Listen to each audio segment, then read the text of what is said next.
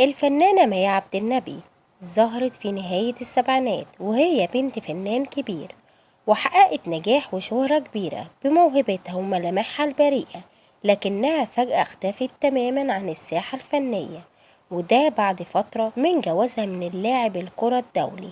مين هو ومين والدها الفنان؟ وليه بعدت مي عن الساحة الفنية؟ وبقت ايه شكلها دلوقتي؟ كل التفاصيل دي هتعرفوها معانا في الفيديو ده. اتولدت مي عبد النبي يوم 30 يناير سنة 1955، وهي بنت المؤلف والممثل حسين عبد النبي، وهو واحد من الفرقة ساعة لقلبك.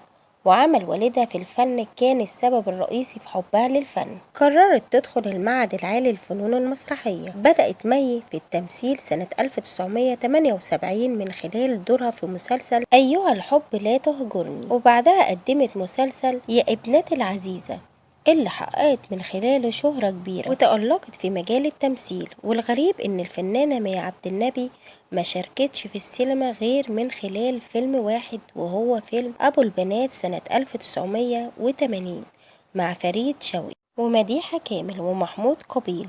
كمان قدمت مي مجموعة من الأغاني الأطفال، أشهرها عد صوابعك كام، واحنا عرايس. قدمت برامج للأطفال اسم كان جدو نونو مع الفنان محمود القلعاوي، وعملت الأداء الصوتي لشخصية نوسة في كرتون المغامرون الخمسة. لكن بعدت فترة عن التمثيل سنة 1981 ورجعت تاني في أواخر الثمانينات، وكانت أغلب أعمالها أدوار دينية، واستمرت في تقديم الأعمال الفنية على فترات متباعدة لغاية سنة 2007، وبعدها قررت تلبس الحجاب واعتزلت الفن تماما. اتجوزت مي عبد النبي من لاعب الكرة الدولي مصطفى يونس بعد قصة حب قوية.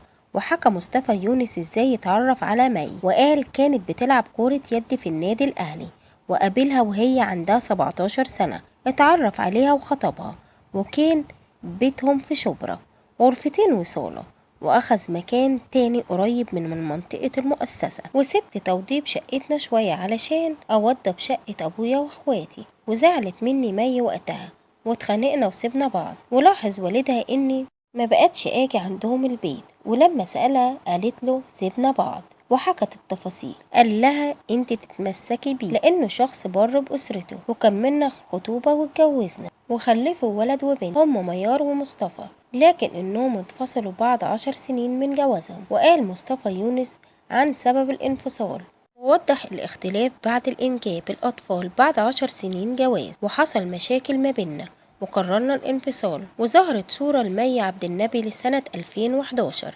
خلال احتفالها بفرح بنتها ميار. وفي سنة 2015 ظهرت حلقة في برنامج بيت العائلة مع الإعلامية نجوى إبراهيم، وقالت إنها بقت جدة وإنها بتدرب فرقة أطفال تحت سن 18 سنة، وهي فرقة تابعة للبيت الفني للفنون الشعبية والاستعراضية، وبتعلم الأطفال الرقص والغنى.